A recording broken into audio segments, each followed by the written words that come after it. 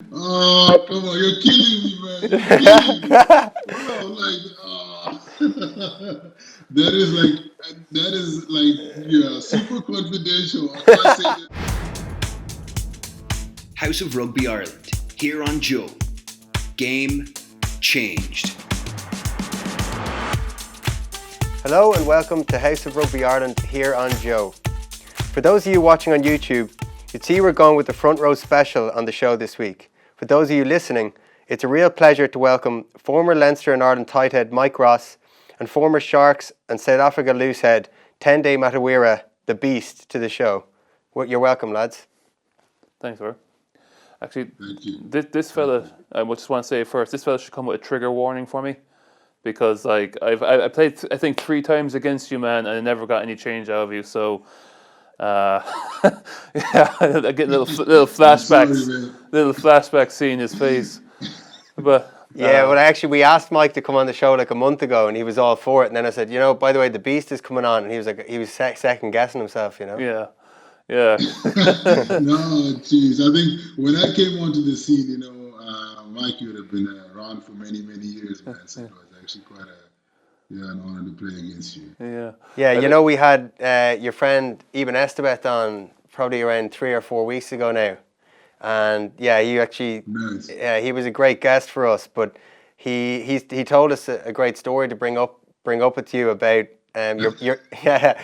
your bus trip on the way to the World Cup final against England. And he said he was sitting a little bit up in the bus, and obviously people have the headphones in, people are getting focused and set up for the game, biggest game of their career, and they start hearing these roars from the back of the bus.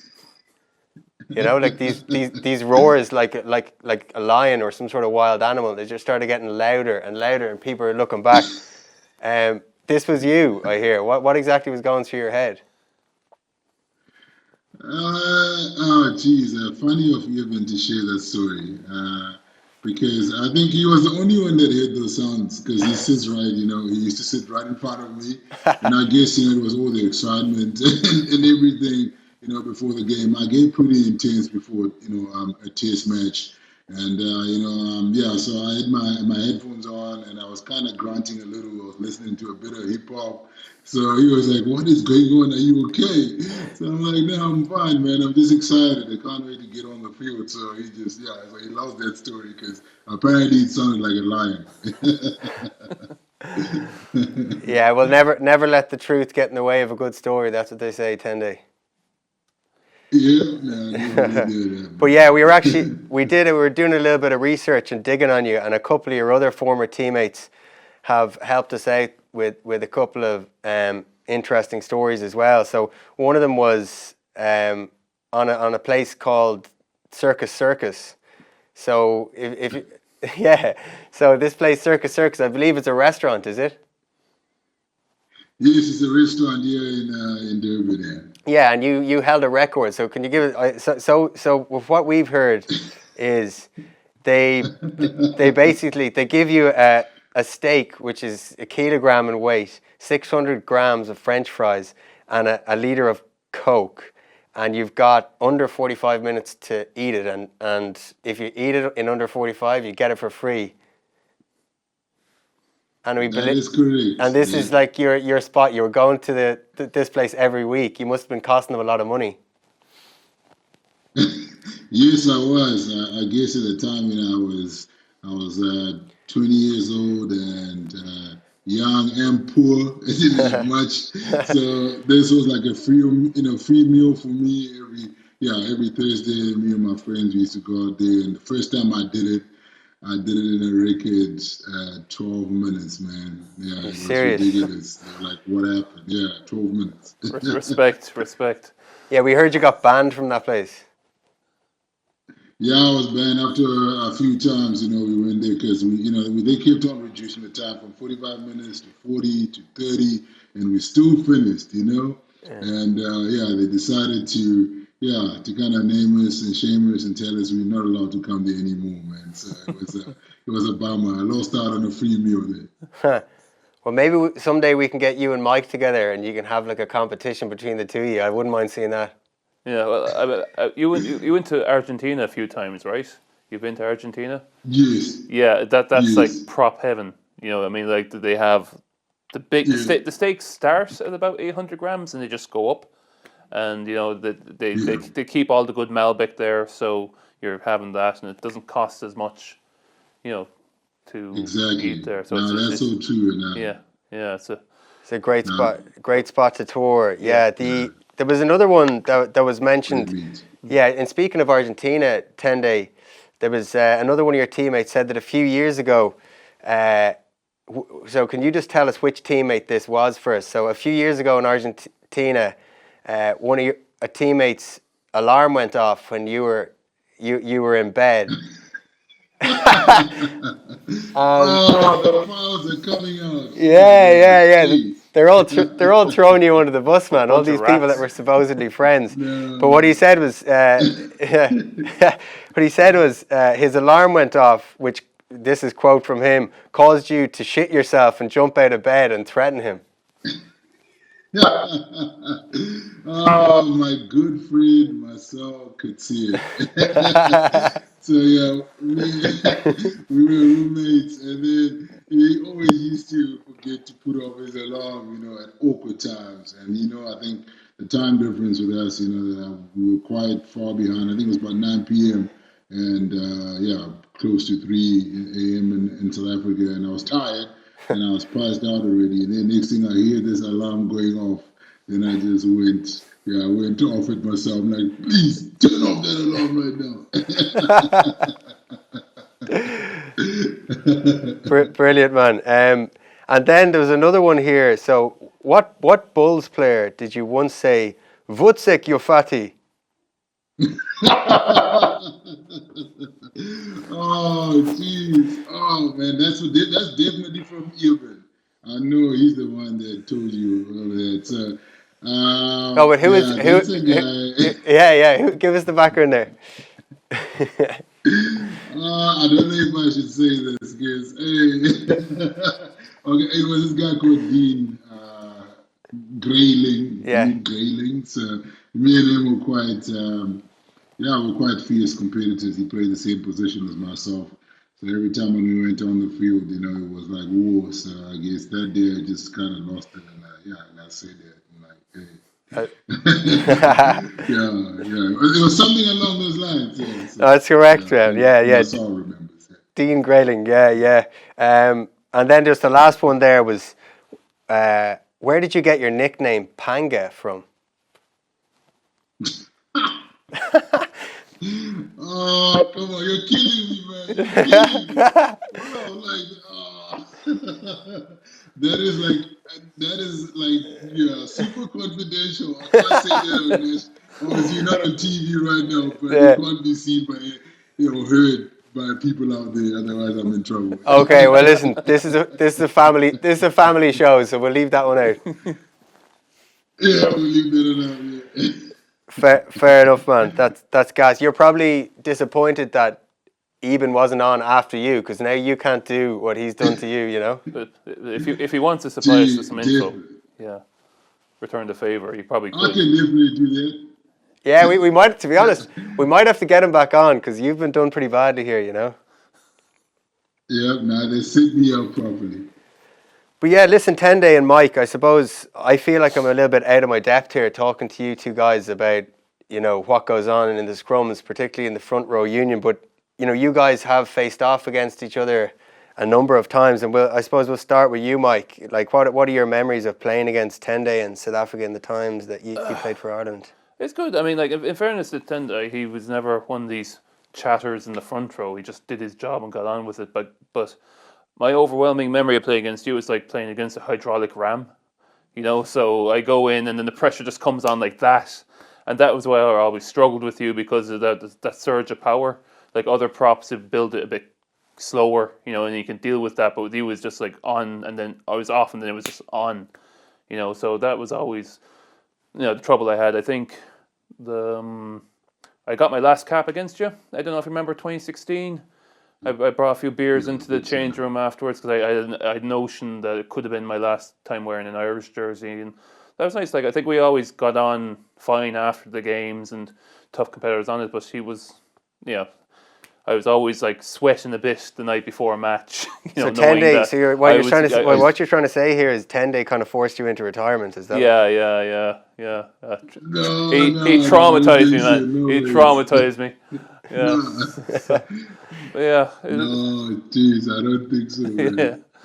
But But no, but like, yeah, yeah, I think for no, sorry, just so yeah, on my side, there, like Mike, it was really an honor to play against you. I think, yeah, to obviously play in your last test match, yeah, it was special for me, and I think you brought a wealth of experience. And at the time, I was also trying to, kind of solidify my position in the Springbok team, and reach all this in because enormous amount of caps, man. So man, you'd so been it was out. a good feather in my cap. You were out injured for a bit before that, weren't you? You went through a spell of Yeah. struggling with injuries. Yeah, yeah. And Yes, I was injured. Yeah, yeah, that's true. because I think I played against South Africa about 5 times maybe, and the other time it was CJ van der Linde was playing loosehead, and I played with CJ at Yes. Leinster, and I knew if I just left CJ Oh, alone, nice. if you don't irritate CJ, he's fine, But if you poke the bear, and I saw some props do that to CJ, it's like, oh man, you should just left him alone because he'd have been fine otherwise. You're getting a bit pinged by the family. Tendai, you can get your kids on as well if they want to jump on the show. We can hear them in the background there. Yeah, but I know they're like shouting. Yeah, you can see them down there running around calling me. Yeah. Oh, you're good, man. No, jeez, no, totally. Some of the just the detail that we have on you here on I suppose your experiences against Ireland as well, and your first game against Ireland was 2009, I think, November. You locked down against the famous John Hayes, who he played, I think, over 100 times for Ireland in the front row. What were your memories of that game a long time ago? Yeah, I think it was a huge honor, obviously playing. I think we played at Lansdowne Road, right? Yeah. That would be it, right? Yeah. Yeah, it was a special stadium. I think one of the things I enjoyed about that stadium was the atmosphere, all the Irish fans singing, and it was a really special occasion. And I think, I really wanted to, get the ascendancy in that test match. And I think Joe Hayes exactly had been around for a long time, played so many caps. So I just remember, giving him quite a hard time, in that specific game. And I think we won in the end, and it was a good experience, to actually beat such a good Irish team at the time. I don't know if Brian was still playing, Brian O'Driscoll, but He there would were have been, some big names on that team. Yeah, so we got to win that game. Yeah, for sure. And then I suppose for anyone that would have only seen you playing for South Africa and maybe wouldn't have seen the stepping stone that you had to take to get there, can you kind of give us a little bit of background on your kind of rugby journey, from a youngster right up, and in a quick maybe? Oh yeah, so I think so my story, I was born and raised in Zimbabwe, and I dreamt of playing professional rugby, and then obviously where I was, the circumstances were pretty hard and difficult. So the closest place for me to come and realize that dream was in South Africa. So I embarked on this journey as an 18-year-old, came to South Africa, and it was quite a daunting task, because I was an unknown, and to make a name for myself. And how I did that, was through hard work, just, putting in the hours of work and really just imposing myself on the guys around me. And that's how, I earned the respect of my peers, and obviously the name Beast got to be well known, in the rugby circles in South Africa. And then I made my debut for the Sharks when I was 21 years old in 2007. And and just became a fan favorite in the stadium with a chance of Beast. It was like, became part and parcel of the culture of this side. And I embraced that, and I never let that get to my head. I stayed humble, and just kept on working hard and letting my work speak for itself. And I made obviously quite other challenges along the way. I made my debut for the Springboks in 2008, and then I got stopped by the Minister of Sport to play to play for the Springboks because I didn't have a South African passport at the time, and it was quite a really big, tough challenge on my path, and the one that just brought up my character because I didn't lose hope. I kept on believing that this whole situation was going to be resolved, and then. Before I knew it, I got back onto the field because Archbishop Desmond Tutu, you know him, he's world famous. Yeah. So he's the one that came and intervened and obviously got me my passport, and I was back on the field, and then obviously achieved so many more great things after that, with the World Cup victory in 2019 being the icing on the cake. Yeah, that must have been the pinnacle. It's funny because Eben actually said that you made that nickname up yourself. Which nickname? I'm only joking, man. I'm only playing. Yeah, no. Listen. In fairness, the journey that you have had, and that World Cup win that you guys had, and we talked to Eben about that, and just visibly how much that must have meant to the country and the players involved. It must have just been phenomenal. What was the changing room like for you? After you achieved that. No, I think it was incredible. It was surreal to actually, imagine lifting that cup, because of what we'd been through as a squad. 2016 and 2017 were really tough years. We had our backs against the wall, and the world of rugby had kind of thought that Springbok rugby has died, and we're never going to rise up from it. And thank God that we got Rassie back. Rassie came in, and he was like, he was the savior. He's the one that came and just changed everything, got everything back in place, brought alignment, and then brought everybody, to actually buying into the vision.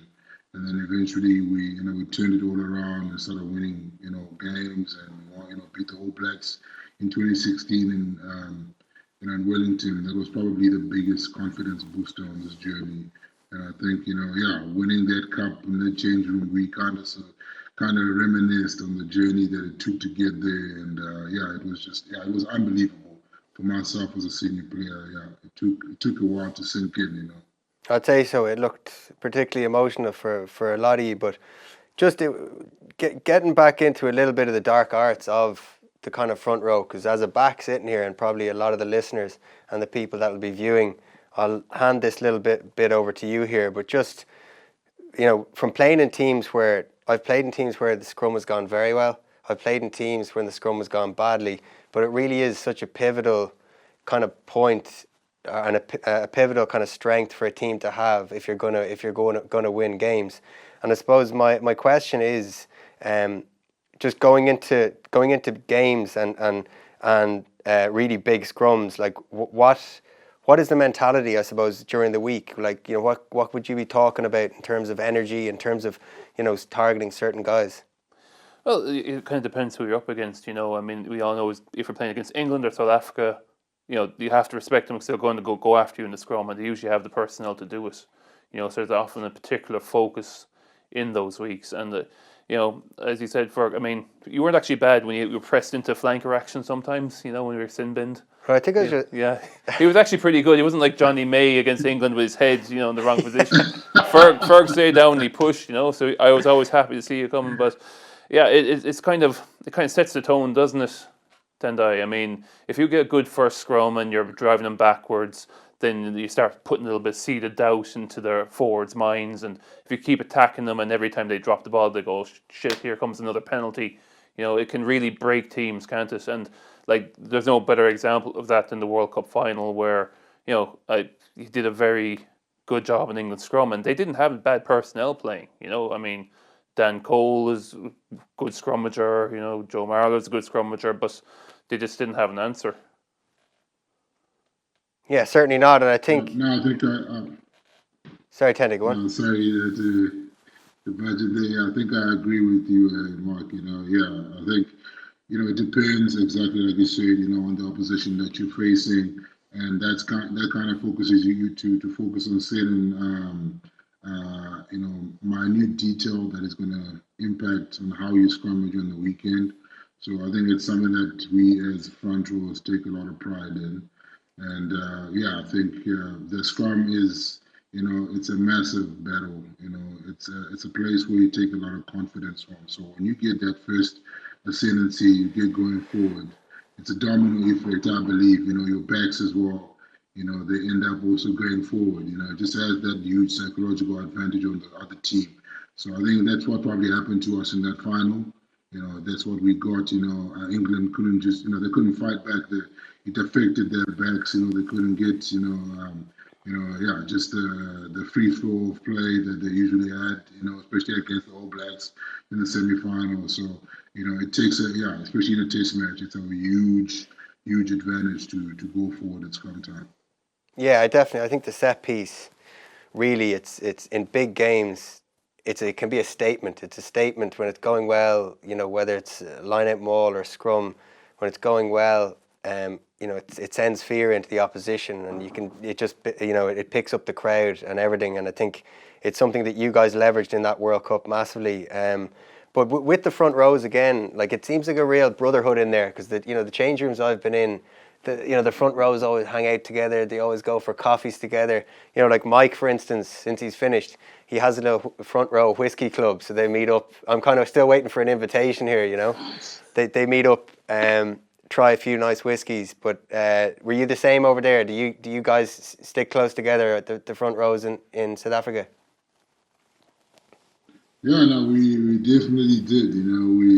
It's a culture, to always make sure that you kind of share moments, either in triumphs or defeats or in disappointments. We kind of brings you together. So it's something that probably Matt Proudfoot brought into the Springbok setup, to go out every week and have a meal and share a beer, after a game, and just make sure that the front row is a family, because it's a special place to be. It takes some very intelligent and talented folks to play in the front row. So, you have to embrace that and enjoy it. Yeah, well, I think it helps that we all have a love of food. That generally works well in our favour. Exactly. There's kind of like a certain type of person goes into the front row, and they tend to conglomerate together. So if you're having a steak eating competition, it's generally the front rows will be first to the trough. Yeah, well, I find it ironic that 10 days like, oh yeah, we used to always hang out together and go for meals. It's like, yeah, well, your meals sounded like they only took 12 minutes in Circus, so you're not going to hang out too long there, There's beers afterwards, then. Yeah, well, I suppose one other thing I was going to touch on, Tendai, was you would have seen that international test match that England came over and played Ireland in the last game of the Six Nations. And there was a tweet you put up after Ellis Genge, another front rower that you guys would be familiar with. There was, I don't know if it looked like elbows or something was thrown on the ground, and there was handbags anyway. And you threw up a tweet just saying he needed to be sorted out. Would he tempt you to come out of retirement to have a pop off him? I think I got asked that question quite a few times. No, I guess, for me, I just believe that what earns you respect out there, especially as a front row, it's the way you scrummage, it's the way you impose yourself on the opposition, your work rate around the field, and how you just go about, your game, and you don't get involved in this argy-bargy stuff, and have all this sideshow. So I just felt that Ellis Genge has got so much potential. He's letting himself down by getting involved in this, there's a small little unnecessary, battles that actually, it's probably costing the team, as a whole, So I just believe that it's got a negative impact on the game, especially in the front row. I guess how I judge front rows is how they scrummage. I think probably for like Mike, he just went about his business, and he did it to the best of his ability. And guys, front rows that have been, that have been, iconic out there in that field, that have had lasting legacies. They've just gone about their business and done their job really well. Like Owen Franks, guys that are quiet, they don't get involved in stuff that isn't necessary. So I just felt that Ellis Genge is getting involved in too much of this, unnecessary I kind of always had stuff. that attitude as if you had enough breath to talk after a scrum, you weren't putting enough effort in. So like you said, just do your speaking in the scrum, and because like this chat afterwards, it's just wasted energy. You guys definitely did that. I tell you what though, Tendai, Johnny Sexton will be happy enough for you to be volunteering yourself as his bodyguard anyway. Look, Sexto probably deserved it. Yeah. But but listen, Tendai, before we let you go, we'd love you to tell us about the Beast Foundation and what it's all about. Yeah, so the Beast Foundation is probably one of the more very exciting projects that I'm involved in. It's a vehicle that I created to give back in a big way because all along my career, I got a lot of assistance financially. I had people putting me up when I didn't have a place to stay. And I came, from rock bottom, and I relied on people's kindness and generosity. And now that I achieved so much, uh, through God's blessing, and God's favor, and I want to do the same for the future generation. I want to help young kids, achieve their ultimate dreams out there. So my mission is to empower the youth through the platforms of sport, education, and life skills development. And we're focusing on building the whole individual. We're not just focusing on one aspect of their lives, like their talent or sports or anything. We want to create wholesome human beings that can become, future leaders of Africa one day. That can really, change things. Because as you know, we have a lot of issues in Africa. There's a lot of, there's a huge socioeconomic disparity. A lot of poverty. So how we can overcome that is by empowering the next generation. I believe that strongly. So that's what the Beast Foundation is all about. Fair play, man. That's a pretty cool thing to get involved in, particularly from your background, and then just seeing the bigger picture. Because I think the three of us are retired, but when you're caught in the rugby bubble, it's sometimes very easy not to see the bigger picture of where people come from, and how tough it can be for some people. So to have that sort of a thing going on must be pretty rewarding for you. Yeah, no, thank you. It is definitely rewarding. I see the many lives that we're already touching. It's just so special. It's a really nice feeling, to help others climb their own ladder of success. Because I remember at one stage in my life, I was that young kid who just had a dream, nothing much, and I wanted to realize that dream. So so there's so many others like me out there. So I want to create opportunities for them. Fair play. Well, Tendai, before we let you go, just one or two more things to ask you about. Just quickly back to the rugby, because if we have to touch on the Lions tour, of course. Now you can be nice and objective the fact that you're not playing anymore. But what's the feeling like back? Yeah, what's the feeling like back in South Africa? There's been a lot of uncertainty about whether it's going ahead, whether it's not, and obviously now it is. And where are people's heads back home? I'd say everyone's very excited. No, everybody is excited. There's a lot of hype already. There's obviously a bit of uncertainty around having fans in the stands. That's what people are waiting for mainly. But the players, I can tell you, they're relishing the opportunity to face the Lions. It's a special occasion. I got to be a part of it in 2009, and it was surreal. And it's great that tradition was not broken, and the Lions are coming to South Africa, and not the Springboks going to the UK.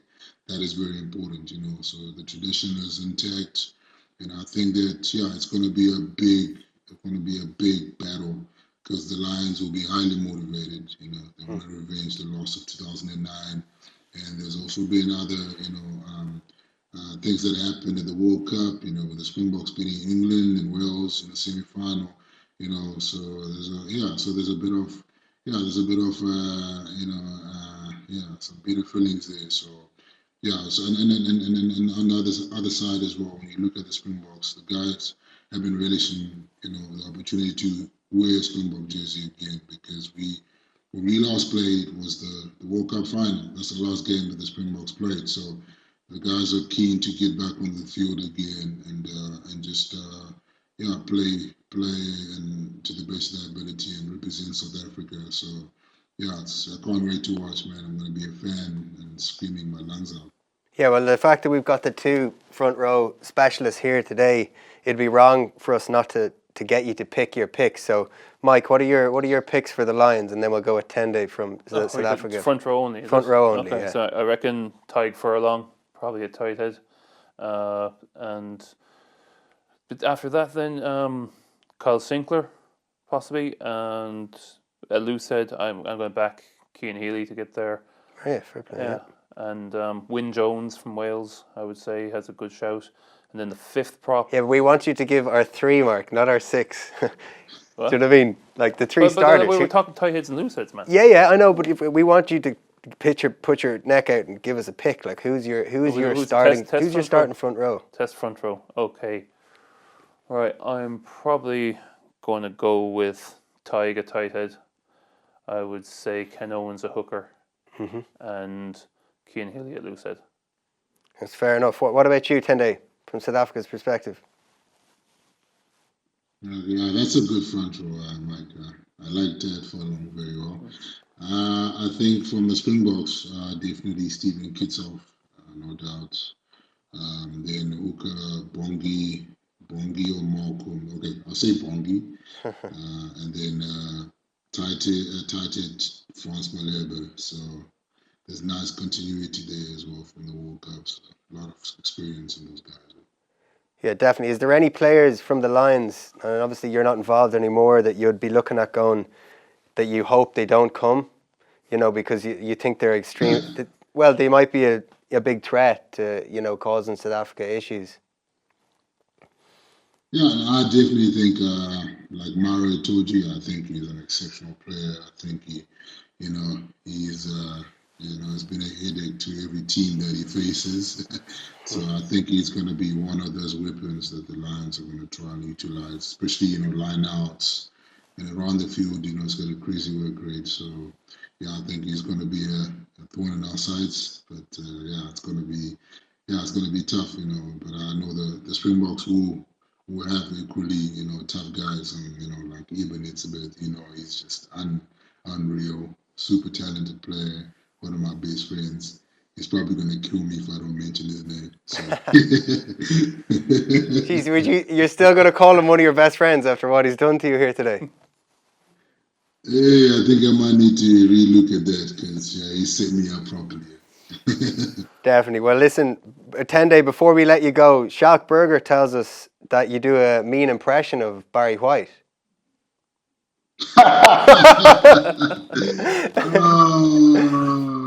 Jeez. Oh my gosh. No, I guess for my wife, she thinks I do a mean impression of. Go on. Here, give us a verse. Go on, sing us part 1. Go on. You're at the front of the bus now. Come on. It's your first cap. Go on. No. Go on, give us 10 seconds. No. Hey, go viral in the good way, man. That'll be a good exposure. Be good exposure for your security company, man. Jeez. No, man. Next time, I'll save it for next time when I come on the show. I'll practice beforehand. Okay. Here, you've been a gent on the show, man. Thanks a million for coming on. We really enjoyed it. No, it's such a pleasure, man. Thanks for having me, and take care, man. Cheers, mate. Cheers. Take care. House of Rugby Ireland, here on Joe. Game changed. Right, for part 2, we've got Ian Madigan with us, fresh from Belfast. Welcome, Mads. Yeah, great to be down. Great to see you again, Mike. Yeah, same, Mads. I haven't seen you in bloody ages, man. It's been a while. Great to catch up. Yeah. You lost his phone number, have you, Matt? Not text him back. He only calls you when he wants something. So That's not true, Mike. Go on. Before we look back on some old stories and talk about some memories together and particularly Mike's career, I wanted to touch quickly on the Irish women's defeat to France on Saturday, 56-15. What did you make of the game? Very disappointing from an Irish perspective, considering how well they played the previous week against Wales. It was probably one of their best performances under Adam Griggs. Ultimately, it kind of just shows the gulf. Like the French team are kind of semi-pro, and Ireland are still amateur, and it kind of showed. I mean, at the moment, there's a bit of a two-tier system in women's rugby opening up. You kind of got New Zealand, England, and France, and then there's a bit of a gap, and then everyone's trying to make it up. But ultimately, if you can dedicate yourself full time to it, it makes a huge difference, and that was unfortunately was the difference between the two teams at the weekend. Yeah, we had Michelle in last week, and she was saying, how important it was that Ireland's discipline had to be at its best, and there was 20 penalties against them. That made it really hard for them. But on top of it, it wasn't like the French team are 35, 40 points better than the Irish team. The Irish team didn't play well. And on our day, I think the girls know that they can go toe to toe with that French team. So I was lucky enough to have been coaching the women's scrum in the 2017 to the middle of 2019, and when I first got there, there's a couple in the squad who couldn't even do a full line-out lift, and they worked really hard on getting upper body strength up, and you can see the evolution. I mean, if you look back at where they were, but even 2 years ago, there's a lot of knowledge and experience disappeared out of the team after the 2017 World Cup when you had a bunch of retirements.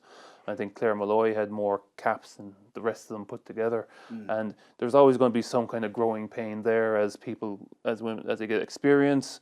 As you've got like I mentioned, Bevan Parsons. She's probably the wave of the future, and the other thing you have to take in consideration is a lot of the players there would have only taken up rugby relatively later in life, like when they go to college. So you miss out on those kind of 10 years of development that you get at the underage stage. So but you're seeing the new breed coming through, like Bevan, who's had a ball in her hands and she was minis, and that's ultimately what we need to get to, is to start producing more. I think the semi pros versus amateurs is the biggest thing, really. And they did perform so well against Wales. Who were also amateurs, but then coming up against the likes of France and England, it's very challenging, really. When I think hopefully we beat Scotland, and then we're the next team in the chasing pack, trying to chase down the effectively the professional teams that they're coming up against. So it is important that they bounce back this week. I think it's the thing they've struggled with, and it's not just the Irish women's team that has this happened. It happened to the Irish men's team as well. It's consistency of performance. You have one good game, then you lose a game, then you bounce back and have another good game, and then it's that kind of that little roller coaster that they suffer from. But look, the game against Scotland next week, I say they should win that, and hopefully start building on that going forward. Yeah, because if they beat Italy next weekend, they'll be in a position to finish third, which will qualify for them for the top tier for this new World 15 competition. So that would be something to aim for, at least for them, So I presume you guys would have saw the headlines there in the last few days. Simon Zebo is returning to Munster and will be back in the frame to play for Ireland again. What are your thoughts on that? Yeah, it was great to see Zebes come back. Aside from his rugby ability, commercially, it's a great signing as well. He's the kind of guy who gets bums on seats. Season ticket sales will go up off the back of it. Jersey sales will go up off the back of it. And he offers real depth, whether it's on the wing or at fullback. He's a great option there, to come in and compete with the likes of Mike Haley. It's great for Munster. It's great for the Rainbow Cup for next season. And he's the kind of guy that you need there for the Heineken Cup to get over those top sides. And that's probably where Munster have struggled over the last couple of seasons. So I'd say they'll be delighted to get him back. Yeah, and he'd put himself, I'd imagine, a big reason for him. I know, listen, he's a proud Munster man. A big reason for him coming home would probably be to have one eye on that, 2023 World Cup, and the fact that when you're playing away, you're not going to get picked. So that'll be in the forefront of his minds. And then again, you had another announcement there with Scott Fardy announced his retirement at the end of the season, and You guys didn't play with Scotty, but No, I was always loved watching him because he was such a ruck pest. You watch him at any ruck and he's inevitably in there messing it, whether he's slowing down the ball or whatever. I met him briefly at one kind of pre-season game when he first joined, and I thought that he'd be exactly the type of guy I'd like to play with. So what's he like, Ferg? yeah, I suppose like you guys were there when Leinster recruited well. You were there when Leinster recruited badly, and I think Scott is an example of one of the best signings Leinster have ever made. He'd be right up there with Issa, because it's about recruiting good rugby players. It's about recruiting good people that actually fit into your, the identity and the culture you have in a team. And he was such a great fit. I think the fact that he wasn't playing for Australia anymore, and he had that experience from a few different environments. Obviously played the Brumbies, then played in Japan previously as well. Loads of experience playing a World Cup final, and then coming back, not playing Test rugby and being available for those games when the Irish internationals were away, and just a brilliant rugby player as well. He'll be sorely missed by the lads in the change room and from Leinster as well. Those younger second rows will have to step up now with him gone. Yeah, and Dev's the older statesman there now, isn't he?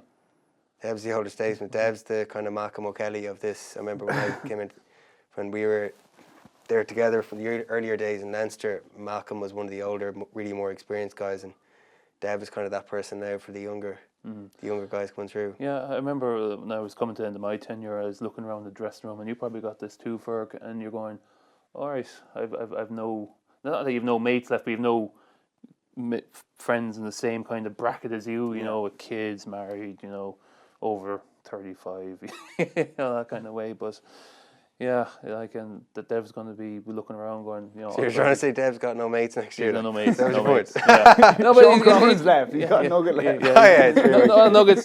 That's the thing. There's not a lot of people in the dressing room now. They're at the same stage of life that Dev's going to be. Yeah, and that's a testament to Dev's durability and how Leinster just really need him. They've got those young guys are going to be brilliant, but you need an experienced guy like Dev. He hasn't been getting picked for Ireland anymore. They'll have him around a lot, and he'll be invaluable for them. But the next thing that I was going to bring up there was just that the Rainbow Cup. So there was a few weeks back we were wondering, was this going to go ahead? Was it cancelled and stuff like that? There seems to be, it is going to forge ahead, but there seems to be new rules in place.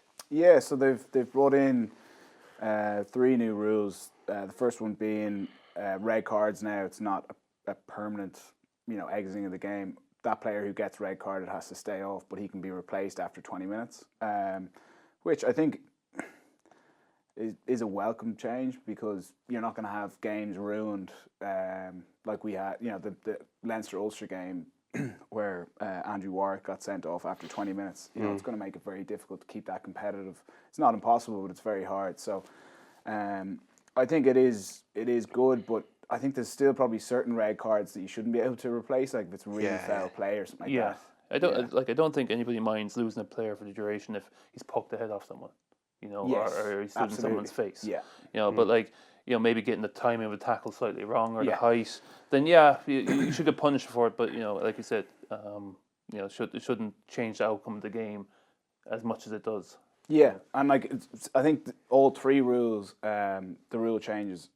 They have good parts and bad parts. The captain's challenge is another one. So it's 1 captain challenge per game, and if you're successful with your challenge, you hold on to it. So it's good, and what I like about that is hopefully it's going to rule out players bickering to referees and going, there was a knock on back there, or there was a high shot 3 phases ago, or the ref can now go, if you want to do a captain's challenge, go to your captain. Yeah. I'll deal with your captain, and you can use it. And if you're right, you'll hold on to it. If it's wrong, I'm not going to hear from anyone from your team for the rest of the game. Yeah. And I'd like to see referees, if they are getting players mouthing off, that they just go straight to penalty. And if it's consistently happening, yellow card players, get them off, because it's something that's very much crept into the game, that players feel now that they can appeal to refs. Yeah. Like a running commentary. And some people making a meal as well at times, or screaming at the ref after a ruck. It was a neck roll. Look at it. That's if the captain is allowed to do that, and there's a challenge say if there's a try scored from several phases, and there might have been a neck roll, yeah, the captain can go up, but the players shouldn't be shouting at a referee in the middle of a game, distracting him, doing that stuff. I do agree with that. There was another one there, the goal line dropout. What's that about? Yeah, so obviously when if a team puts a grubber through, it's in the in-goal area, you dot it down. At the moment, it's a 22 dropout. That's now changed to a goal line dropout. So you have to take the drop kick from behind your own try line. Now for missed penalties and missed drop goal attempts, it's still taken from the 22, which I don't really understand, because if anything, that, like, in my opinion, they're the restarts that should be taken from the in-goal area, because if you've given away a penalty 5 yards from your line, and they decide to go for a kick from the corner, the kick just misses, and then the team's restarting from the 22 and you're back in your own half, you haven't had any reward from potentially a very good passage of play leading up to the other team infringing. But what's positive is, and Ross, you touched on it when we were talking before the show, is we could see more attacking kicks now, because if the attacking kick doesn't work out and the team catches it in the in-goal area or dots it down, it's only a restart from in the in-goal area. Yeah. So, like, how's it going to work, though? I think I've read the rules that say without delay. So you catch and you have to kick it straight away, or on the restart. Yeah, on the restart. Do you know anything more about that? Yeah, I'm not sure. I'm not sure how that's going to work. Like, we went through the rules during the week. We had a big meeting on it, and Dan had a list of questions off the back of it that he wanted to go back and go, well, what if this happens? What if that happens? So there's going to be a bit of clearing up in the first probably few games.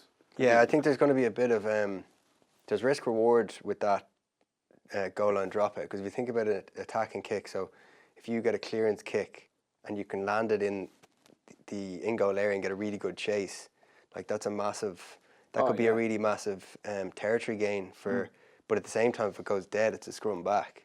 So I'll be interested to see how teams kind of approach that, you know what I mean?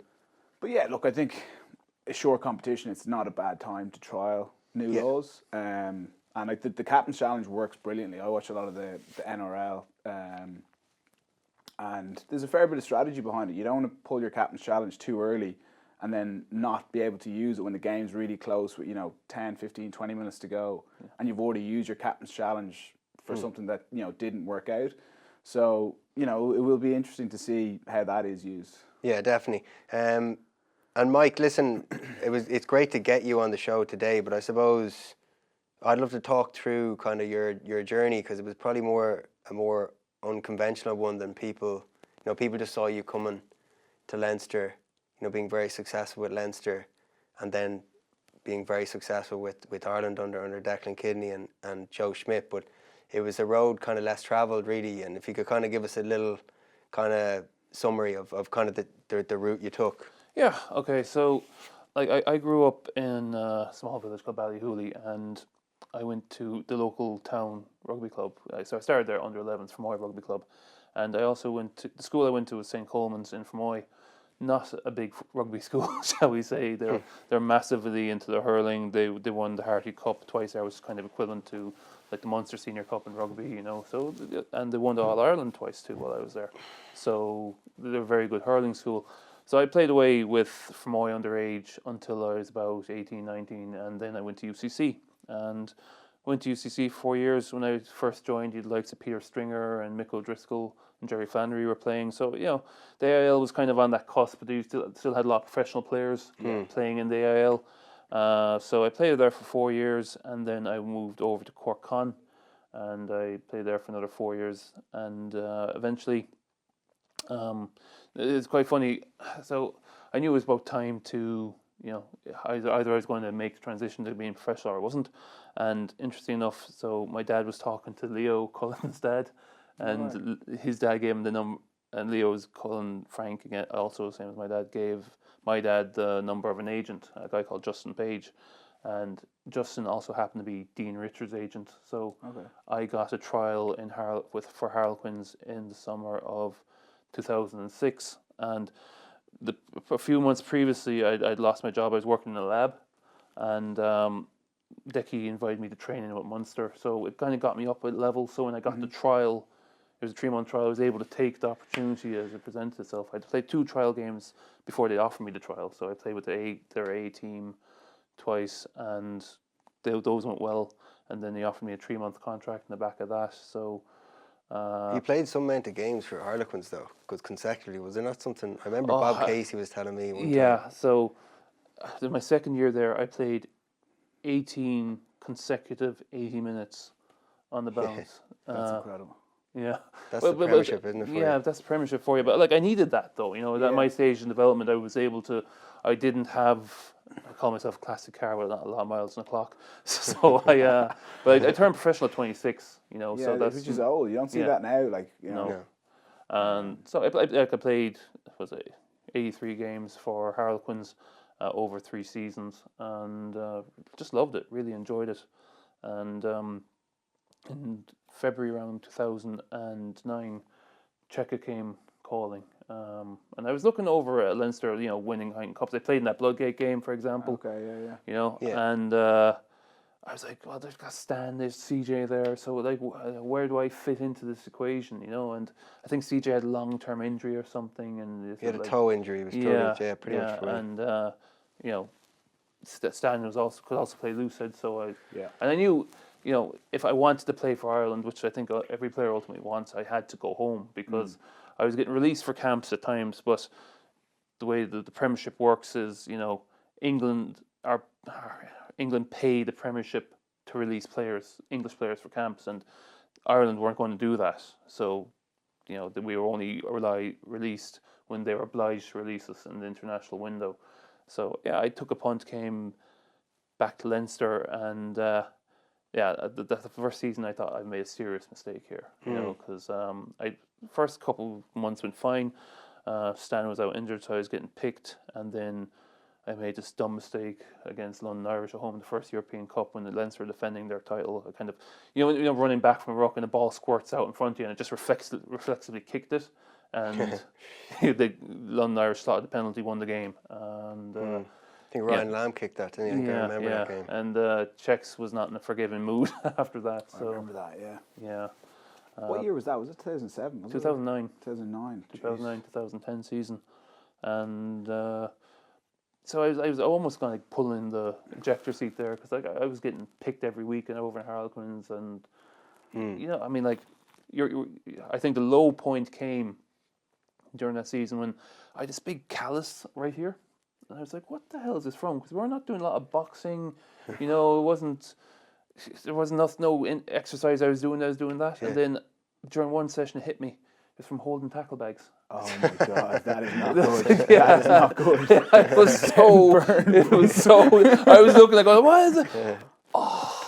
You were just going to sleep at night with a bib on because Yeah. it was just easier for you to go in and keep it that way. Yeah.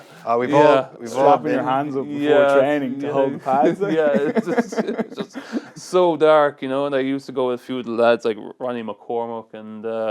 We were training David Lloyd's at the time, and you go down past the tennis courts, and we go for like a cappuccino, or I call them sappuccinos, where you could just like have a little sapping session and moan and bitch about not getting selected. And in fairness though, like once you did get your opportunity in Leinster, you were one of those players under Joe Schmidt really that he trusted for a long period of time, and like the majority of your caps for Ireland came under him, fair bit of success. Yeah. Like, did you send him back any money when you finished up? I think he's making enough of himself, but look, I think I of all the medals I ever won, all of them except one was under Joe.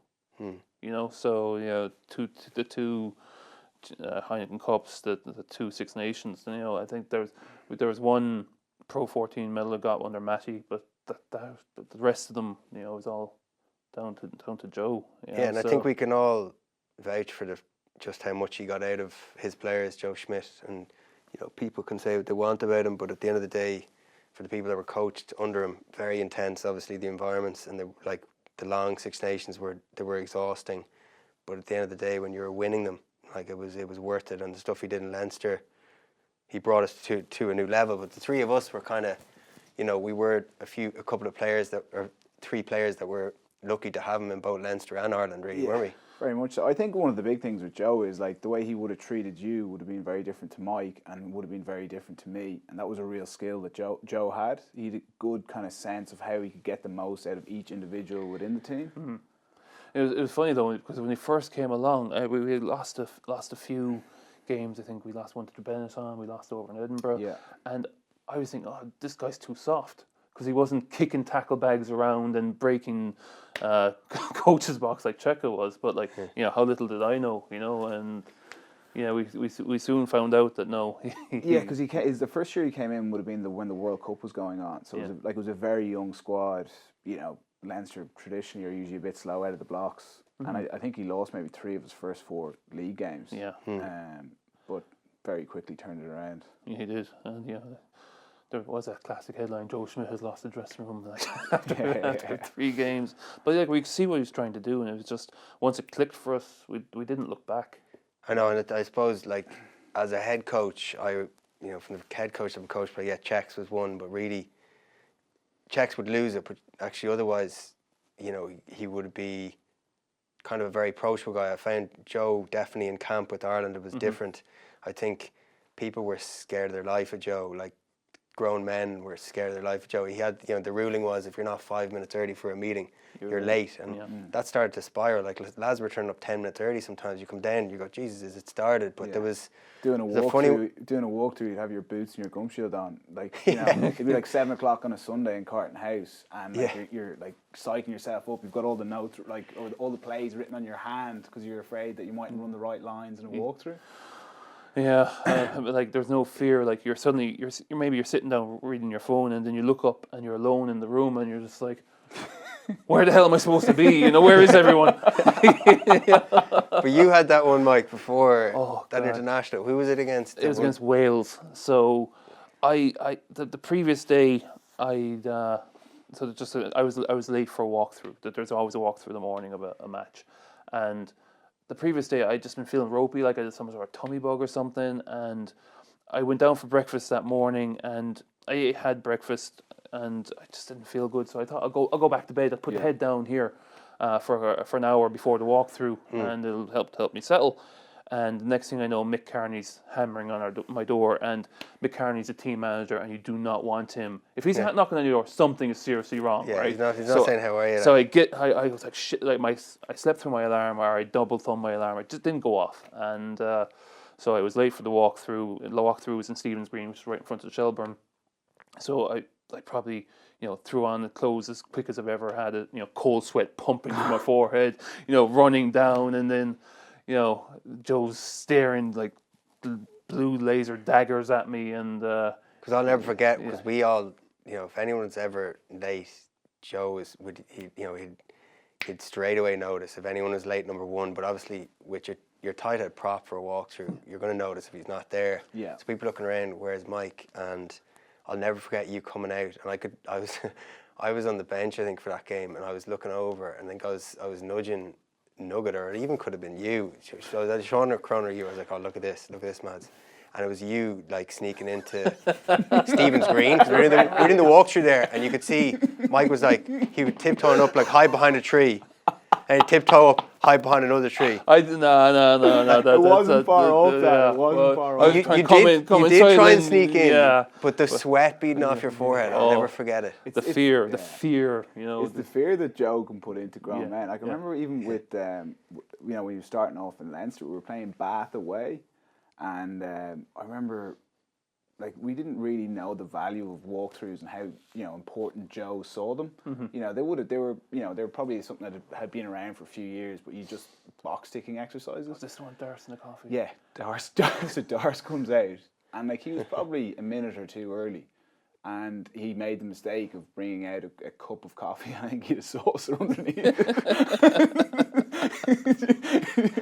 Joe just let out this roar, and coffee went everywhere. And did you have a pair of slippers on as well? I think he could have had his pair of slippers. I thought he had a pair of slippers. The hotel ones. That's not even adding to the story. I'm pretty sure he did. I think he did. Yeah. But like it was very much Joe kind of setting the tone of, I want everyone switching in for these. There's calculated messages that he sends out. Like, it's not like he was a hothead and he just lost his temper. There's a lot of the time he's doing stuff and there'd be a reason behind it. Or you might call someone out, and like you said, in a calculated fashion, and everyone gets the message straight away without him having to. Oh, jeez, he said that to it. Yeah, exactly. Yeah. I know he's one of those coaches. There was a bit of fear there amongst guys. There was one time before we played Australia in November. I think it was 2014. 14. Yeah. So during the week, myself and Rob Carney were out for a coffee. We're walking by the joke shop there on Stephen's Green, and we're like, geez, be gas. We grabbed a few these glucose sweets. They're joke sweets. They look normal, but they taste funny. Brought them to the team room and we put them in a bowl on a little desk like that. The one in the team room that everyone is sitting around watching. So when no one is around, me and Rob put them down. We just got the garlic ones because we asked them in the joke shop which are the really strong sweets. The garlic ones are really rotten once you start chewing into them. Put them down, and then anyone who's coming in, we're obviously going to tell them, these are glucose sweets from Ruth Wood Martin, who was the then nutritionist at the time. They were beautiful, apple drop sweets, really, really nice. So next thing, first person that walks in, Joe Schmidt, right, and of course he clocks the little thing of sweets, and he goes, picks one up, starts opening. My life was just flashing in front of my eyes. I was like, oh my God. So, but we were watching a game or something on the TV. So I was kind of watching the game, but I was like, oh Jesus. So he starts sucking it, and me and Robert actually taste them before we came back just to see how rotten they were. And they're horrible, but it takes a little while for the taste to set in, Yeah. So I was sitting there going, oh, shit, just looking across. He's sucking around, he's like, he kind of sucking it, and he just goes, what the fuck is that? Spat it out and threw it on the floor. So we had to come clean to him. Ironically, that was my last start for Ireland that week. Yeah. Funnily enough, last start for Ireland there. So probably not the best idea to do that to a head coach. But just moving on into just the front row at the moment, Mike, in Ireland, and where you see some of the potential and some of the bolters maybe, for Ireland next week or next year from some of the performances from the provinces. Look, we have have established internationals like Tig and Andrew Porter, and John Ryan, and on the loose head side obviously Keane and Dave Kilcoyne and Ed Byrne. But if you're looking below that, I mean, you've two really good young props in Ulster, in Tom O'Toole and Eric O'Sullivan.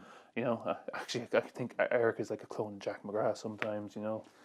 Yeah, he wouldn't quite have the size that Jack with would the scrum have, cap on. With the scrum cap and the mustache.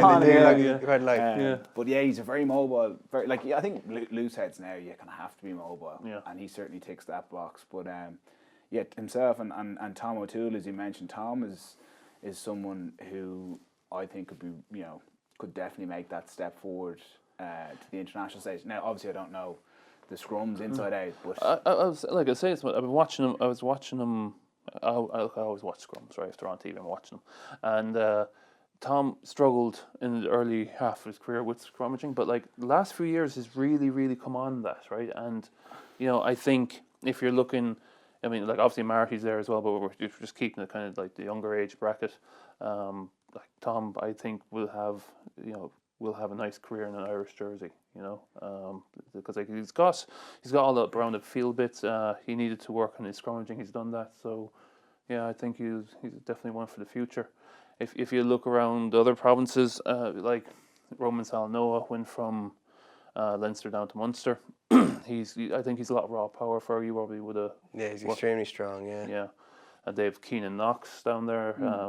He was originally from South Africa. Jack Ainger also moved from Leinster down to Connacht, and Jack. I remember watching Jack playing under 18s at the age of 16. So he's always been a talent coming through. So, but what all those guys need is game time. Just game time, because that's the only thing that'll accelerate the growth of a young prop. Yeah, definitely. You need to have. I mean, when Tig was coming up, he's a couple of bad days in scrum, but he hasn't had them since. You need to get your pilot's wings. Get sent up into the air, but once you've that done, then you grow a lot from it and you learn from it. Yeah, there's some great depth there, and I think it's definitely a position that will be strong for Ireland for quite a while. So, just before we call it a day, Pat has one for you, Mike. So, with 5 minutes to go, Nigel Owens penalised the Ireland scrum inside the New Zealand 22 in Christchurch in 2012. The All Blacks went up the other side of the pitch and won through a Dan Carter drop goal. Did Nigel Owens make the right call on the scrum penalty that day? Not at all. I think that Cian had gone up and he called us for wheeling, and there wasn't wheeling. No? No. Nigel has some history in giving important decisions, and you know, when Ireland are playing New Zealand. I played that. I remember playing that day. Particularly disappointing, but because we'd lost well in previously. I was just coming back from a hamstring injury, so it was my first game in about 4 or 5 weeks after the pro. I think we lost to Ospreys in the Pro 14 final. Yeah. And but like it was a cold, wet day in Christchurch. We were probably doing well to draw the game. I remember from playing, and really that was kind of one of those ones. But and we kind of poked the bear, because the next week they went out and they slaughtered us 60-0. We lost a few for injuries, and that was unfortunately. But cheers, guys, and cheers to everybody for watching and listening. A big thanks to producer Pat, Paul, Anthony Dermott, and everybody that helped getting the show together. This is House of Rugby Ireland here on Joe. House of Rugby Ireland here on Joe. Game changed.